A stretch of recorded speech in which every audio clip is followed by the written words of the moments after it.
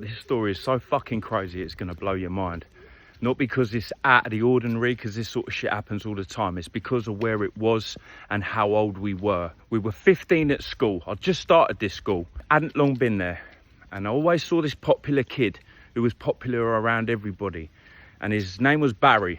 And he was one of those lads who had a beard.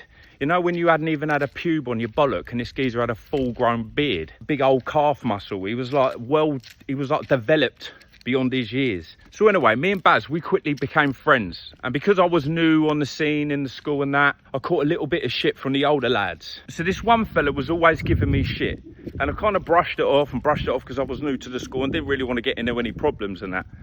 But one day I was at my locker and he walked past and he flipped me off in front of everybody, made me look like a bit of a dickhead. And I thought, how long am I going to take shit from this fella without seeing him? And at this stage we were like going out for lunch breaks. At the bottom of the school field led on to like a forest area, and then that led to shops and a chip shop, and off the forest was like a little alleyway what led to an estate. So everybody would walk through the forest to get back and forward from school. I said to Barry, right Baz, I'm going to have a fight with this fella at lunchtime. Are you coming? Yeah, 100%, I'm down. So Baz had my back. Another fella called Dan Saunders. Shout out to Dan Saunders, man, I love you. It was us three, and it was me fighting. So we see this Charlie walking out, and he was with another fella called Peter. And we see him walking out the school towards this forest. So they're walking out the bottom of the school field, and he entered the forest. And I was like, right, that's it.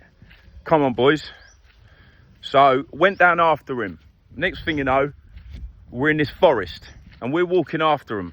There's 3 of us and 2 of them. But this geezer has been giving me shit the whole fucking time I'm at this school. I'm a new kid at the school and he's been giving me non-stop shit. I don't know what his problem was. But I came to sort it out.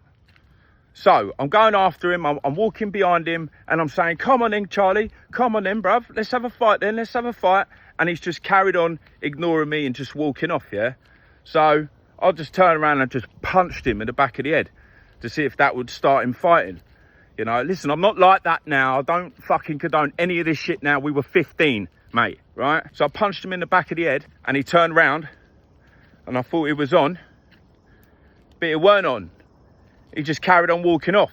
So then Barry jumped in and wouldn't let him go. You know, I punched him in the back of the head. He weren't having it. He didn't want to know. He didn't want to fight. So I thought, that's that. But Barry weren't having it, mate. So Barry and him start having a good scrap on the floor up this alleyway. And me and the boys are watching it. Barry's getting the better of him. And they're fighting for about 10 seconds, 15 seconds maybe. And then it stops. And Peter and Charlie start walking away. And as they're walking away, they're going like this, up this alleyway. And they're walking, and now they're at the top of this alleyway. And I was like, go on, Bazza, fair fucking play, mate, you done him.